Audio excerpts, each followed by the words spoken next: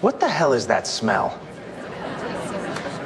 Oh, it walked in wearing a suit. Preston Harrington pointed his champagne straight at Camille Ashford. The ballroom turned. Security! Get this disgusting creature out before she stains the furniture.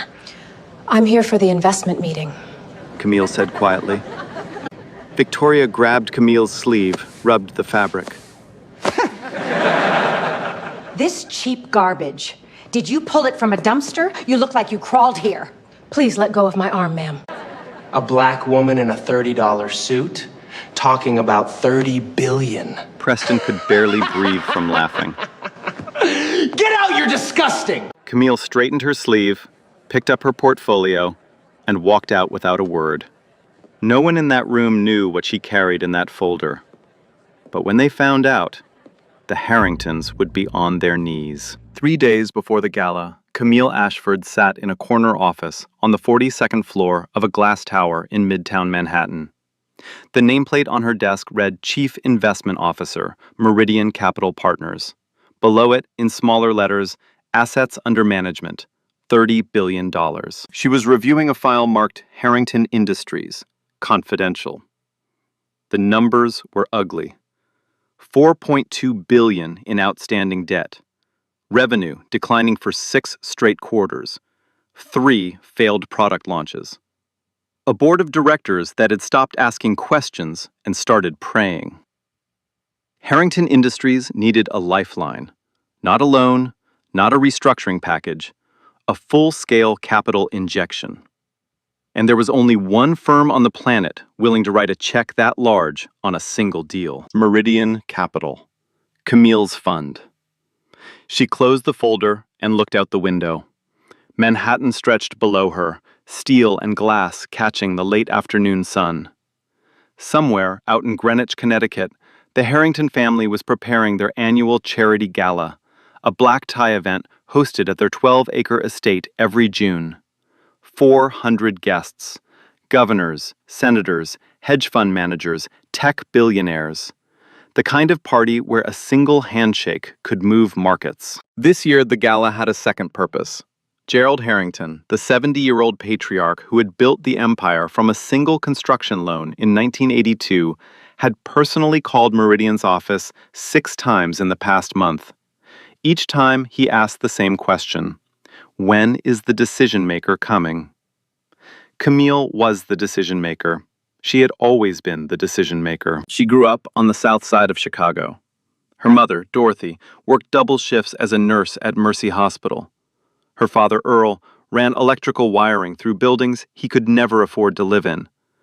They raised Camille in a 2-bedroom apartment where the radiator clanged all winter and the windows never fully closed. Dorothy had one rule. She taped it to the refrigerator on a piece of lined paper when Camille was 9 years old. It said, "Your worth is not what you wear. It is what you build." Camille graduated from Howard University with honors, earned her MBA at Wharton, spent 11 years at Goldman Sachs, where she outperformed every analyst on her floor and was still passed over for partner twice. She left. Built Meridian Capital from a 2-person office in Harlem into one of the largest private equity firms in North America. She did it wearing the same rotation of 5 dark suits. No jewelry, no designer labels, no entourage. She drove a 10-year-old sedan. She carried a leather portfolio her father gave her the day she passed the Series 7 exam. She never once changed who she was to make someone else comfortable. Now Gerald Harrington needed her. His company was bleeding. His board was nervous. His creditors were circling. The gala invitation arrived on cream-colored cardstock with gold embossing. It read, "We would be honored by your presence." Camille accepted. Her assistant, Nina Wells, had pulled up everything on the Harrington family. Gerald, old money, old habits, a man who still believed the world ran on handshakes and golf courses. Victoria Harrington, his wife, a socialite who chaired 4 charity boards and hadn't worked a paying job in 31 years. She was known for 2 things, her emerald necklace and her ability to make anyone she considered beneath her feel exactly that. Then there was Preston, 34 years old, chief operating officer, a title his father gave him, not one he earned. Princeton dropout, 3 DUIs, an Instagram account with 200,000 followers where he posted pictures of sports cars, private jets, and bottles of champagne that cost more than some people's rent. Preston had never closed a deal in his life. He had never built anything. He had inherited a seat at a table he didn't understand and confused proximity to power with actually having it. Nina handed Camille the printed dossier. "You want backup? I can fly out with you." No. Camille slid the Harrington file into her leather portfolio. "I'll go alone." "Camille, these people—" "I know exactly what these people are." She zipped the portfolio shut. "That's why I'm going alone." The night of the gala, Camille drove her sedan up the long gravel driveway of the Harrington estate. Lanterns lined both sides. Valets in white gloves opened doors for Bentleys and Rolls-Royces. Camille handed her keys to a young man who looked at her car, then at her, and said nothing. She stepped out in her dark navy suit. No clutch, no heels. Flat shoes, clean lines, the leather portfolio under her arm. The front doors were open. Music drifted out. Laughter. The clink of crystal. Camille walked in. The moment Camille crossed the threshold, the nearest conversations slowed. Eyes swept over her. A woman in a silver gown nudged the man beside her. A waiter carrying a tray of champagne flutes glanced at Camille, then at the security guard by the door, as if asking a silent question. Camille kept walking. The Harrington Estate ballroom was the size of a small cathedral. Ivory columns lined both walls. A 30-foot chandelier hung from the center of the ceiling, dripping crystal that caught the light and scattered it in tiny rainbows across the marble floor. A string quartet played Vivaldi from a raised platform near the back. The air smelled of expensive perfume, roasted lamb, and fresh-cut peonies arranged in gold vases on every table. 400 guests, every one of them dressed as if the invitation had been a dare to spend the most money. Floor-length gowns, custom tuxedos, watches that cost more than houses, diamond earrings, cufflinks engraved with family crests. And then there was Camille. Dark navy suit, flat shoes, a leather portfolio tucked under her arm. No jewelry, no handbag. She looked like she had walked into the wrong building and decided to stay. A security guard stepped in front of her before she reached the second row of tables. "Excuse me, ma'am." He held up one hand. "Can I see your invitation?" Camille reached into her jacket pocket and handed him the cream-colored card. He looked at it, looked at her, looked at the card again. He tilted the card under the light, as if checking for a forgery. "One moment." He lifted his radio. "I've got a woman at the east entrance. Says she's on the guest list. Can someone verify?" Camille stood still. She didn't argue. She didn't raise her voice. She waited while the guard spoke into his radio and two couples in evening wear walked past her without being stopped. A third couple passed. Then a fourth. Nobody else was asked for an invitation. A woman in a beaded gown paused mid-stride, looked Camille up and down, and whispered to her husband. They really should screen better at these things. The radio crackled. "She's clear." The guard stepped aside without apology, without eye contact. Camille walked into the ballroom. She found her assigned table, number 38, the farthest table from the stage, tucked behind a column near the service corridor where waitstaff came and went with trays. The table was set for 8. Only 2 other people sat there. An elderly couple who smiled politely and said nothing. Every other table in the room held name cards with titles. CEO, Senator, Chairman. Table 38 had none. Camille set her portfolio on the empty chair beside her and sat down. A waiter approached. He served the tables in front of her first, even though she had been seated longer. When he finally reached table 38, he placed the bread basket at the far end, beyond Camille's reach, and walked away without offering water. Across the room, Victoria Harrington was holding court. She stood in a floor-length emerald gown that matched the necklace at her throat. A piece she liked to mention had been appraised at one point $4 million. Her circle included the wife of a congressman, a fashion magazine editor, and two women whose last names appeared on hospital wings. Victoria spotted Camille. She didn't whisper, she didn't lower her voice. She spoke at full volume, the way people do when they want everyone nearby to hear. Gerald, she touched her husband's arm, who on earth invited the cleaning lady? Laughter. Not from everyone, but from enough. Gerald Harrington turned. He was tall, silver-haired, tanned from a life of golf and yacht decks. He squinted across the room at Camille the way someone looks at a piece of furniture they don't remember ordering. "That's the Meridian woman," he said. "That?" Victoria's eyebrows climbed. "You told me we were courting a major investor. You didn't tell me she'd show up looking like she came straight from a bus stop." "Maybe she is the bus," murmured a man standing behind Gerald. The cluster laughed again. Gerald said nothing to correct them. He straightened his bow tie and walked toward Camille's table. Victoria followed. So did three others, close enough to watch, far enough to pretend they weren't. "Ms. Ashford." Gerald extended his hand. His grip was loose, brief, the kind of handshake people give when they're not sure it's worth the effort. "Thank you for coming." "Thank you for inviting me," Camille said. Victoria stood 2 steps behind Gerald, arms crossed, eyes scanning Camille from her flat shoes to her collar. She made no effort to hide the inspection. "So," Gerald pulled out a chair and sat down without being asked. "You're the one deciding where 30 billion goes." "I am." "And you came alone?" "I did." "No team? No advisors?" "I am the team, Mr. Harrington." Gerald leaned back. He looked at Camille the way someone looks at a child who has just claimed they can drive. Amused, mildly irritated, unconvinced. "My company is valued at $11 billion, he said. "We have operations in 14 countries, 6,000 employees. I've been doing this since before you were born. And you're telling me that one woman, alone, is going to evaluate all of that?" "I've already evaluated it," Camille said. "That's why I'm here." Gerald opened his mouth to respond, but Preston arrived first. He came from the bar, champagne in one hand, phone in the other.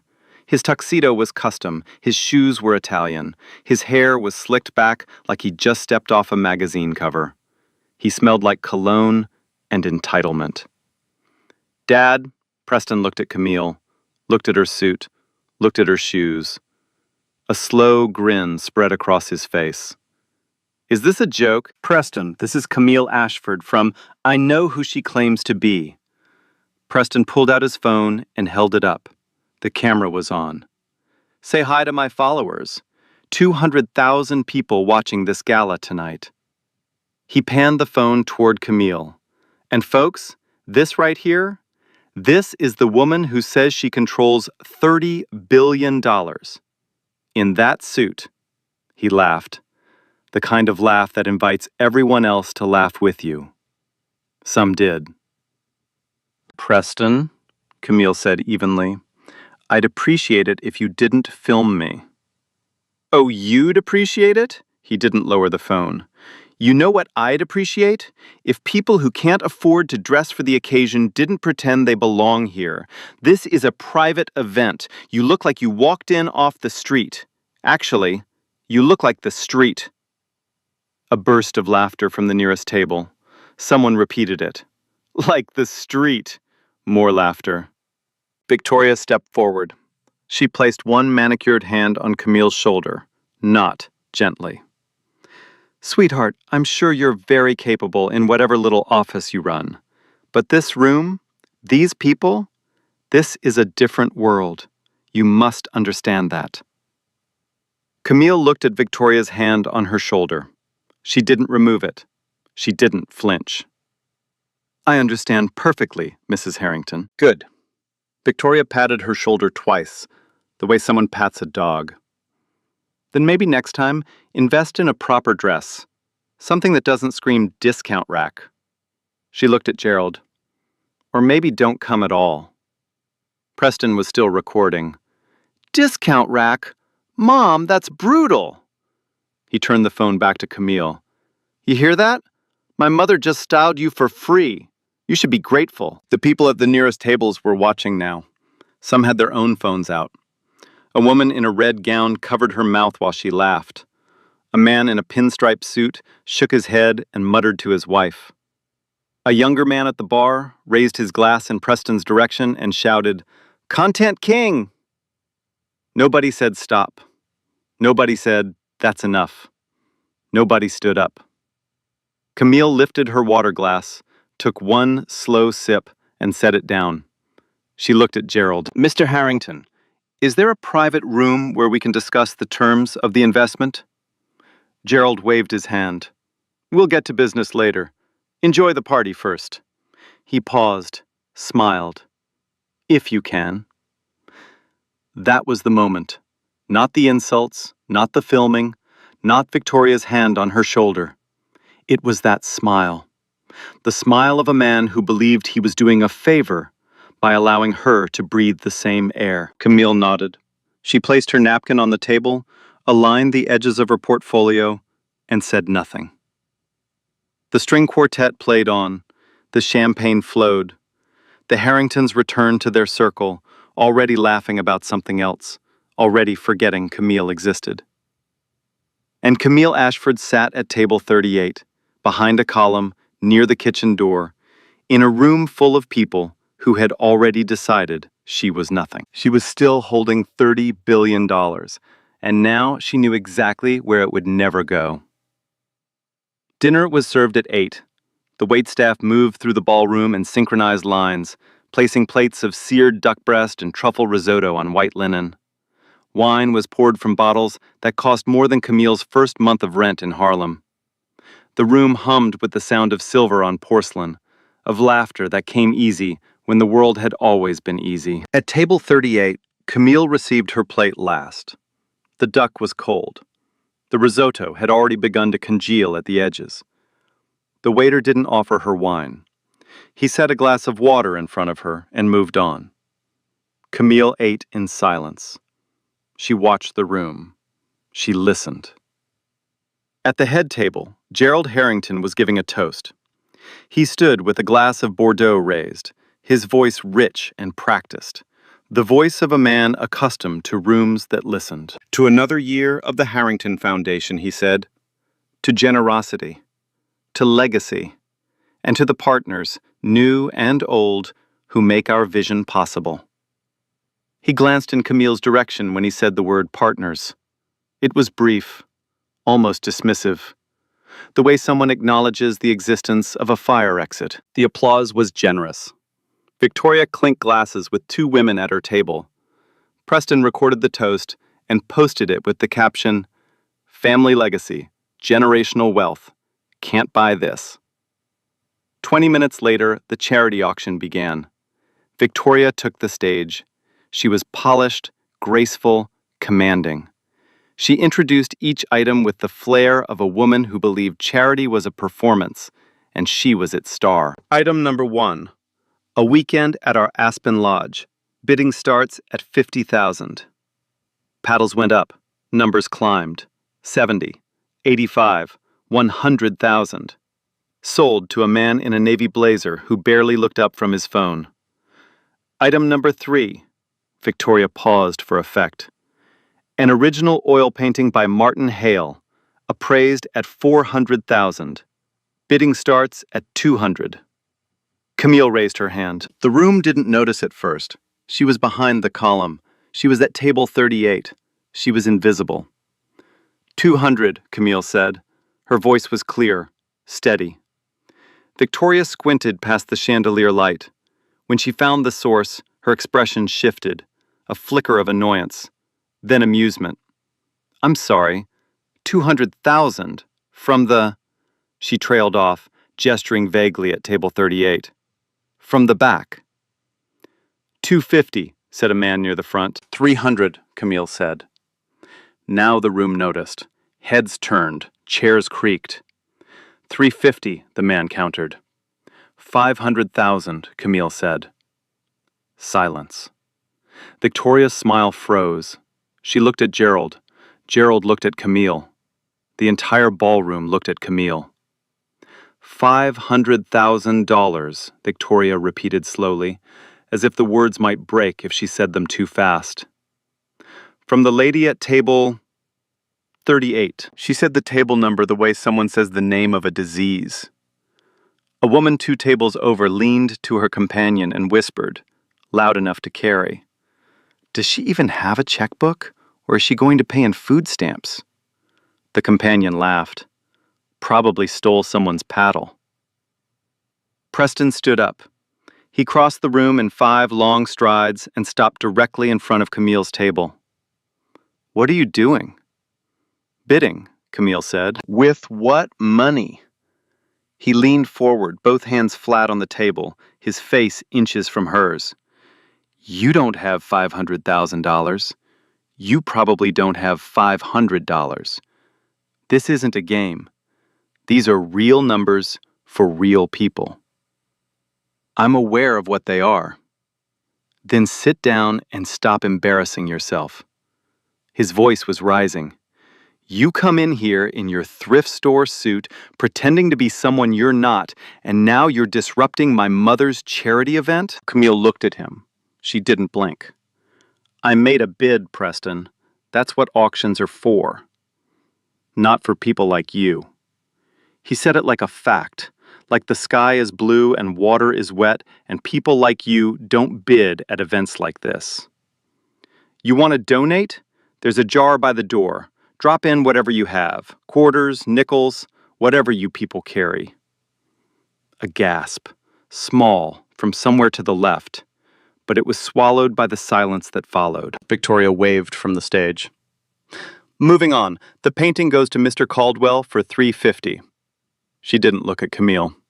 The $500,000 bid had been erased from the air, as if Camille had never spoken. Gerald stepped in, not to defend Camille, to manage the situation. "Ms. Ashford?" His voice was low, controlled. "Let's step onto the terrace." She followed him through the glass doors. The night air was cool. The garden below was lit with string lights. A fountain murmured at the center of a stone patio. Beyond the hedgerows, the Long Island Sound shimmered black under a half moon. Gerald leaned against the railing. He loosened his bow tie and looked at Camille the way a principal looks at a student who has disrupted assembly. "I'll be blunt," he said. "My company needs capital. Your fund has it. That is the only reason you are standing in my home tonight." "I'm aware." "Good. Then let me give you some advice." He stepped closer. "Know your place. You are not a guest here. You are a transaction. You are a checkbook with legs. And the sooner you accept that, the smoother this will go for everyone." "Is that how you speak to all your investors, Mr. Harrington?" "I speak to people the way they deserve to be spoken to." He let that sit. "You show up alone. No team, no credentials I can see. In that suit," he glanced down. "My gardener dresses better." "Your gardener isn't offering you $30 billion. Gerald's jaw tightened. "Don't get clever with me. I've been in rooms like this since before you learned to read. You may have gotten lucky with some money, but don't confuse that with belonging. You do not belong here." Camille said nothing. She looked at the fountain. She listened to the water. "Now," Gerald said, straightening, "go back inside. Sit at your table. Don't bid on anything. Don't talk to anyone. When the party ends, we'll schedule a real meeting. At my office, with my people. People who look like they know what they're doing." He walked back inside without waiting for a response. Camille stood on the terrace alone. The string lights swayed in the breeze. She could hear the auction continuing inside. Applause, numbers, Victoria's polished voice rising and falling. Her phone buzzed. She glanced at the screen. A notification from Instagram. Preston had tagged his Gala livestream. 52,000 viewers. The camera panned to the terrace door, and Preston's voice narrated over the footage. "That's her out there. The one who tried to bid $500,000, in that suit, alone on the terrace, like she got sent to time out. He laughed. The comments scrolled fast. Clown emoji, trash emoji. Someone typed, "Deport her back to whatever she came from." Preston pointed the camera at himself. Folks, this is what happens when people who don't belong try to force their way into rooms that aren't built for them. Stay in your lane. Know your place. That's all I'm saying. 12,000 likes in under a minute. Camille put her phone away. She walked back inside. She did not go to the terrace again. She did not bid again. She sat at table 38 and watched the Harringtons perform their version of generosity. Loud, expensive, and designed to make sure everyone knew exactly who was giving and who was receiving. At 10:15, Camille pushed her chair back. She stood. She picked up her leather portfolio, the one her father had given her the day she passed the Series 7. She buttoned her jacket. She walked through the ballroom, past the tables, past the column, past the security guard who had questioned her at the door. She did not say goodbye. She did not look at Gerald, Victoria, or Preston. She walked out the front door of the Harrington estate, down the gravel driveway, past the Bentleys and the valets in white gloves. She reached her 10-year-old sedan. She opened the door. She placed the portfolio on the passenger seat, and she drove away. Her phone buzzed, a text from Nina Wells. "How's it going?" Camille typed back one word. Decided. The Harringtons didn't notice she had left. They were dancing. Preston was doing shots at the bar with a tech founder. Victoria was accepting compliments on the auction totals. Gerald was laughing with a senator about tax breaks. None of them knew that the most important person in that room had just walked out their front door. And none of them had the faintest idea what she would do before sunrise. Camille didn't go home. She drove straight to Manhattan. At 11:45, she pulled into the underground parking garage beneath the Meridian Capitol building. The office was dark. The cleaning crew had already gone. The only light came from the emergency exit signs and the blue glow of the Bloomberg terminals that never slept. She took the elevator to the 42nd floor. She walked past the empty desks, the silent conference rooms, the glass walls that overlooked a city still buzzing with light. She entered her office. She set the leather portfolio on her desk. She opened it. Inside was a single document, 53 pages. The Harrington Industries investment proposal, due diligence reports, risk assessments, projected returns, capital allocation models. Months of work, hundreds of hours, every number verified twice. She picked up the phone and dialed. It rang 4 times. A groggy voice answered. "Hello?" "Raymond, it's Camille Ashford." Raymond Whitfield, CEO of Whitfield Group, Harrington Industries' largest competitor, sat up in bed. He looked at the clock. Midnight. "Camille, is everything all right?" "Everything is fine. I need you in my office at 7 a.m. 7? What for?" "I'm moving $30 billion, and I want it on your desk before the market opens." Silence on the other end. Then, "You're serious?" "I don't call people at midnight to joke, Raymond." "I'll be there at 6:30. Camille hung up. She opened her laptop. She pulled up the Whitfield Group file, a file she had built quietly over the past 4 months, alongside the Harrington analysis. Same depth, same rigor. She had always kept a second option. She had never needed it until tonight. She worked until 4 a.m. She reviewed every clause. She adjusted the allocation model. She ran the projections one final time. At 4:15, she printed the term sheet. 61 pages. She placed it in a new folder, slid it into her portfolio, and set it beside the Harrington file. 2 folders. One would build an empire, the other would bury one. At 6:28, Raymond Whitfield walked into Meridian Capitol. He wore a suit that wasn't pressed. His tie was crooked. He had coffee stains on his shirt cuff. He looked like a man who had dressed in the dark and driven 90 miles an hour. "Talk to me," he said. Camille slid the term sheet across the conference table. Raymond read the first page. His hands trembled slightly. He turned to the second page, then the third. By page 10, he had stopped breathing normally. 30 billion, he said. 30 billion. Into Whitfield Group. Into renewable energy, advanced manufacturing, and infrastructure. Your three strongest verticals. With a 5-year growth mandate and a seat on my advisory board. Raymond set the document down. He looked at Camille. Why? Harrington has been courting you for months. Everyone on Wall Street assumed this deal was done. It was, Camille said, until last night.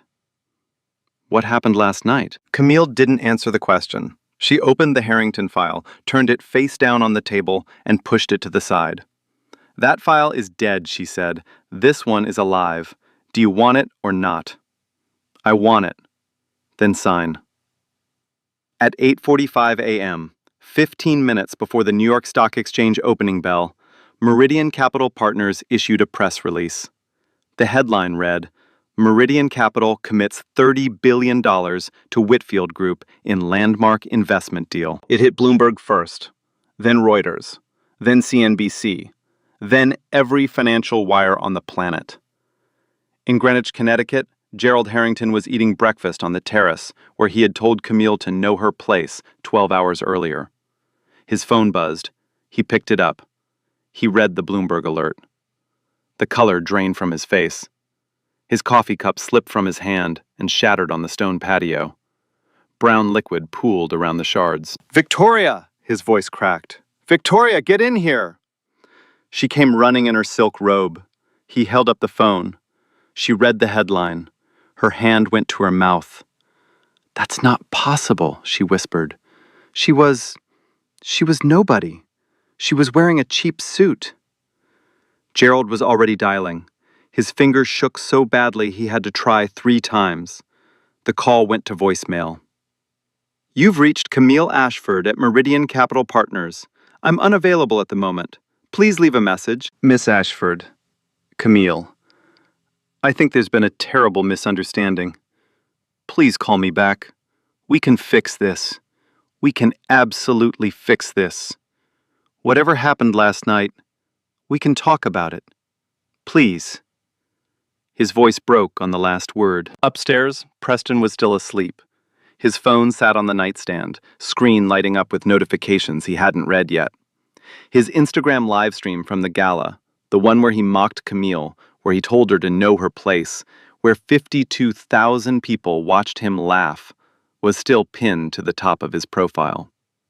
The comments had changed overnight. The laughing emojis were gone. The fire emojis were gone. In their place, you just mocked the woman who held your family's entire future. Congratulations, you played yourself. Hashtag Harrington Humiliation. The hashtag was already climbing. By 9:15, it was #1 trending in the United States. By noon, Harrington Industries stock had fallen 22%. The trading floor was chaos. Analysts scrambled. Phones rang without stopping.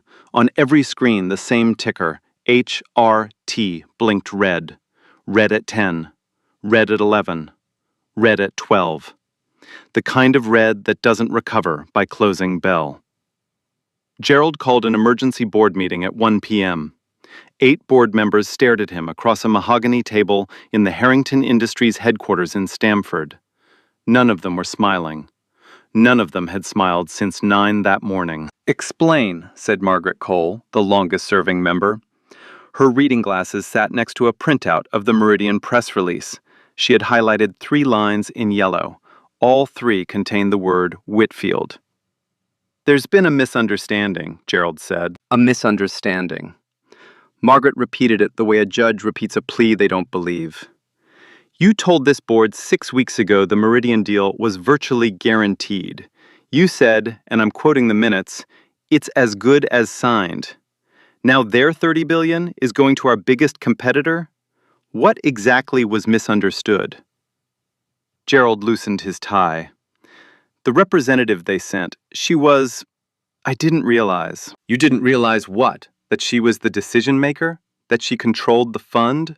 Or that insulting her at your own party might have consequences? Silence. Thomas Reed, a younger board member, pulled up his tablet. I've been tracking the fallout. Preston's video from last night has 14 million views. It's on every major news aggregator. CNN picked it up 20 minutes ago. The headline reads, "Billionaire's son mocks black investor. She redirects 30 billion to rival." Gerald closed his eyes. It gets worse. 3 institutional partners have responded in the last hour. Caldwell Financial is reviewing their position. Beacon Trust has frozen all pending transactions with us. And Sterling Capital pulled out entirely. That's 1.8 billion in commitments. Gone. Victoria called Camille at 1:30. The contempt from the night before was gone.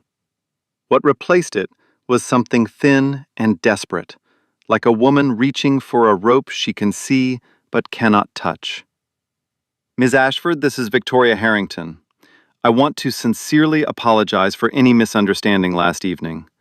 We didn't know. If you'd be open to a conversation, I'm certain we can... Voicemail after 12 seconds.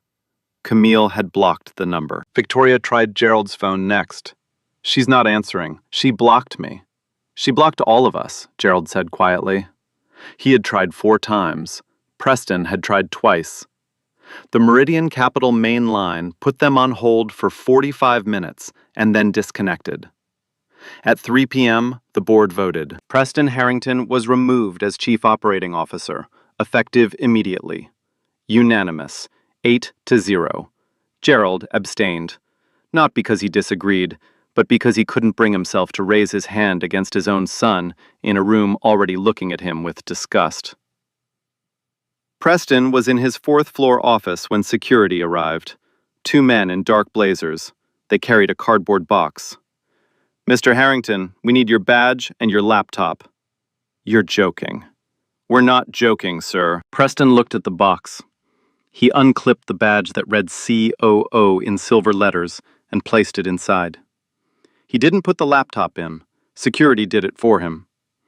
He walked out through the lobby. 3 employees watched from behind the glass walls of a conference room. None of them waved.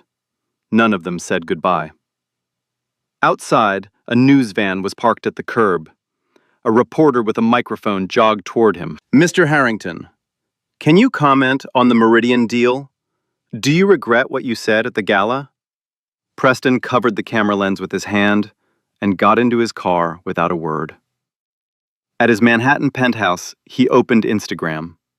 His follower count had dropped from 200,000 to 112,000 since morning. The comments under his gala video were no longer laughing. They were furious. "You mocked a black woman in a cheap suit who controlled $30 billion. And now your family is broke. Karma doesn't miss. Hashtag Harrington Humiliation had 400,000 posts." Preston deleted the video, but the internet had already saved it. 100 accounts had reposted it. Screenshots were everywhere. The moment he pressed delete, someone uploaded it again. He closed the app. He sat on his couch in the dark.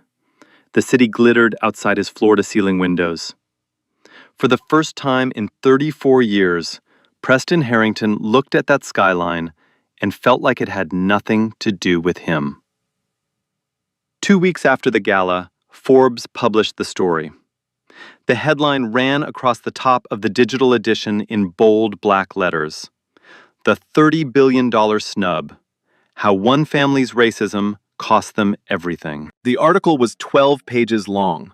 It included interviews with 3 former Harrington employees who spoke on condition of anonymity. It included screen captures from Preston's live stream. It included a photograph of Camille Ashford taken outside the Meridian Capitol building the morning after the gala. Leather portfolio under her arm, dark suit, flat shoes, walking into the sunrise like she hadn't just moved $30 billion in a single phone call. The article named names: Gerald, Victoria, Preston. It described the charity auction, where Camille's $500,000 bid was ignored. It described Victoria's comment about the cleaning lady. It described Gerald's terrace speech, a checkbook with legs, which 2 waitstaff had overheard and confirmed. It quoted Camille once, just once, a single sentence she had given in an email to the Forbes reporter. "I didn't leave because they insulted me. I left because they showed me who they are." That sentence became a headline of its own. It was printed on T-shirts within 48 hours. It was quoted in op-eds. It was read aloud on cable news by anchors who paused afterward, as if the words needed a moment of silence. The video, Preston's Gala live stream, crossed 40 million views. It was translated into 11 languages. It was analyzed frame by frame on YouTube channels dedicated to corporate accountability. Every smirk, every gesture, every word was cataloged and replayed. Brands began pulling away from the Harrington Foundation. The first was a luxury watchmaker that had sponsored the gala for 9 consecutive years. Their statement was brief. "We do not associate our brand with conduct that contradicts our values of inclusion and respect." 6 more sponsors followed within the week. Then 12. Then the foundation's entire corporate donor list collapsed like dominoes. Victoria Harrington was quietly removed from the boards of 3 charitable organizations she had chaired for over a decade. No public announcements, no press releases, just emails that said her services were no longer needed. She found out about the 3rd one from a friend who called to say she was sorry. Victoria didn't leave her house for 11 days. The Securities and Exchange Commission opened a preliminary investigation into Harrington Industries. The probe wasn't triggered by the gala. It was triggered by what the gala exposed. When reporters began digging into the company's finances to understand why the Meridian deal mattered so much, they found discrepancies. Debt figures that didn't match public filings. Revenue projections that had been inflated in quarterly reports. A pattern of optimistic accounting that, under scrutiny, looked less like optimism and more like fraud. Gerald hired a crisis management firm. They told him to make a public apology. He resisted. They told him again. He resisted again. On day 9, when the stock had lost 38% of its value and 2 more board members had resigned, he finally agreed. The apology was filmed in the Harrington Industries boardroom. Gerald sat behind the same mahogany table where the emergency meeting had taken place. He wore a dark suit. His face was gray. He looked 10 years older than he had at the gala. "I want to address the events of the past 2 weeks," he said. "I take full responsibility for the way Ms. Ashford was treated at our family's event. It was wrong, it was unacceptable, and it does not reflect the values of this company." The internet didn't believe him. The top comment on the YouTube upload, viewed 6 million times in 24 hours, read, "You're not sorry you did it.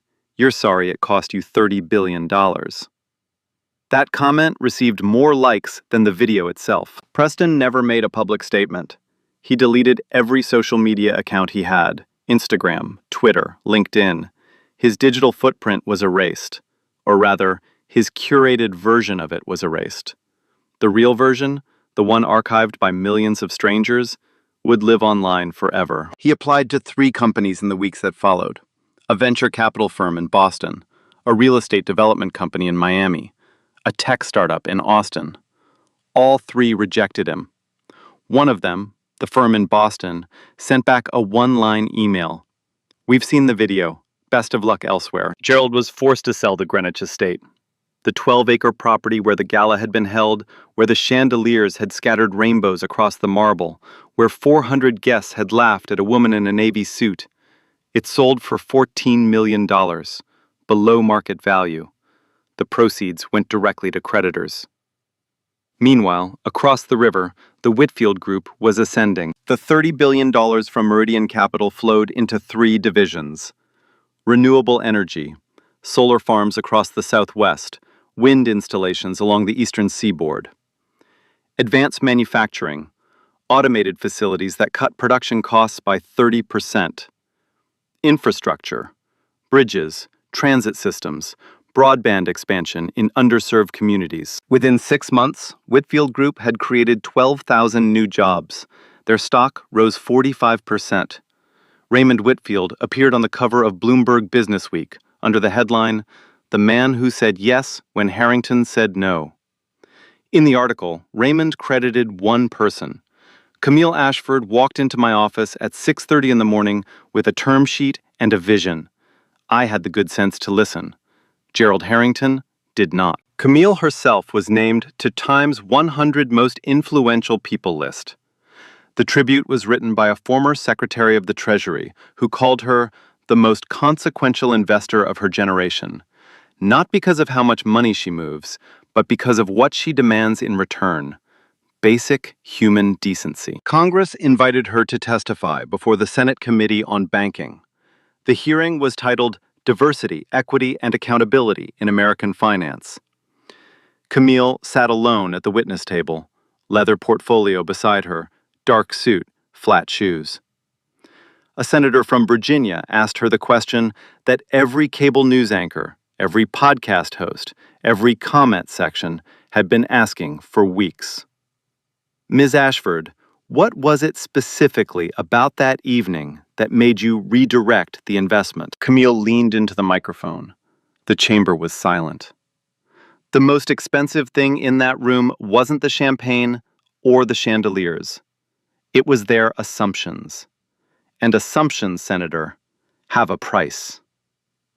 The room erupted, not in laughter, in applause. The clip went viral within the hour. 80 million views in 3 days. Hashtag assumptions have a price trended worldwide for a week. 1 year later, Camille Ashford stood on a stage in a ballroom that was not the Harringtons. The Grand Hyatt in Midtown Manhattan. 2,000 seats, every one filled. The National Finance Leadership Awards. Camille was receiving Investor of the Year, the youngest woman and the first black woman to hold the title in the award's 41-year history. She wore a dark suit, the same rotation she had always worn. No jewelry, no designer label, flat shoes. The leather portfolio sat on the chair behind her, next to a glass of water she hadn't touched. The applause when she took the podium lasted 40 seconds. She didn't speak until it stopped completely. "Thank you," she said. "I'll keep this short." A few warm laughs. 1 year ago, I walked into a gala with an invitation, a name on a guest list, and $30 billion in a leather portfolio. But the moment I walked through those doors, none of that mattered.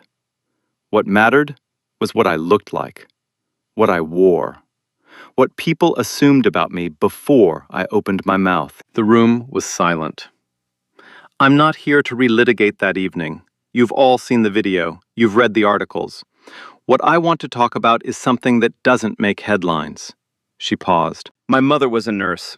She worked double shifts at Mercy Hospital on the south side of Chicago for 27 years. She never made more than $52,000 a year. She raised me in a 2-bedroom apartment where the radiator clanged all winter and the windows never sealed right. And when I was 9 years old, she taped a piece of lined paper to our refrigerator. It said one thing. She looked out at the audience. Your worth is not what you wear. It is what you build. She let that sit. I built Meridian Capital from a 2-person office in Harlem. I built it wearing these suits. I built it without changing my name, my voice, or my shoes to make anyone comfortable. And I built it because my mother, a woman who never made a headline, never received an award, never stood on a stage like this, taught me that the only thing you can't fake is what you've built with your own hands. She looked down at the podium, then back up. So when people ask me why I walked out that night, why I moved the money, why I didn't fight back, the answer is simple.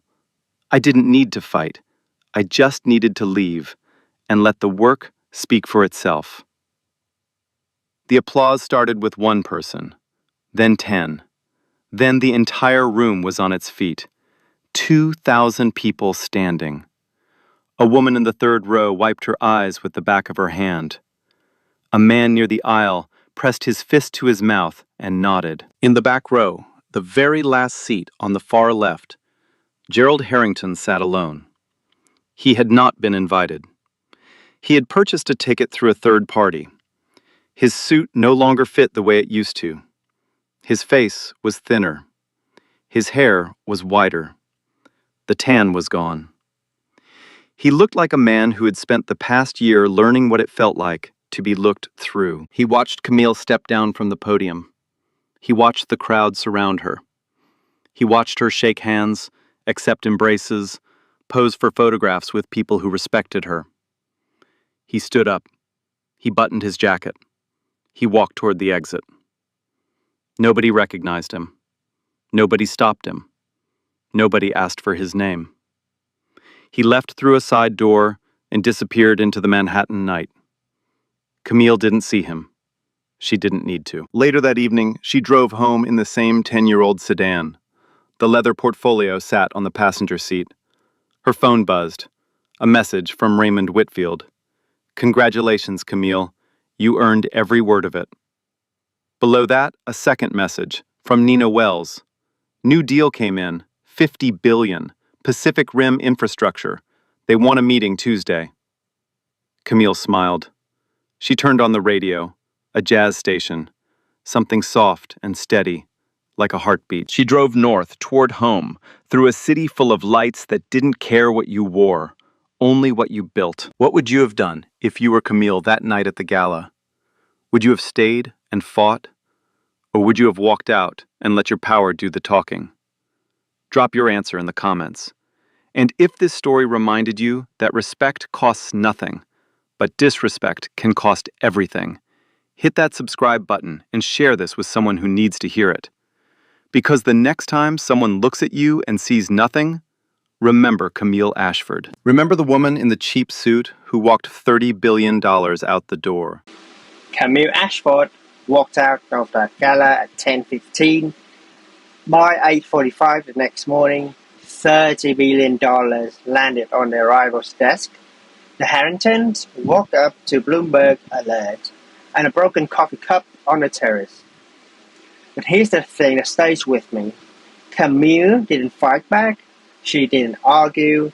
She didn't raise her voice. She just left and let the word speak for herself. They seated her at the table 38 behind the column next to the kitchen. They served her cold food. They ignored her $500,000 bid. Gerald told her on the terrace, "You're not a guest, you're a checkbook with legs." And Camille's mother, a nurse who made $52,000 a year for 27 years, had taped one line to a refrigerator when Camille was 9. "Your worth is not what you wear, it is what you build." So she built a $30 billion fund in the same suit they laughed at. She never changed. They just never looked close enough to see. And you know what got me? A year later, Gerald Harrington bought a ticket to Camille's award ceremony, sat in the back row. Nobody recognized him. Nobody stopped him. He walked out the side door alone. So tell me, have you ever been in a room where people decided you were nothing before you even sat down? Drop your story below. Share this with someone who's been underestimated. Hit subscribe. We're here every week because assumptions, they always have a price.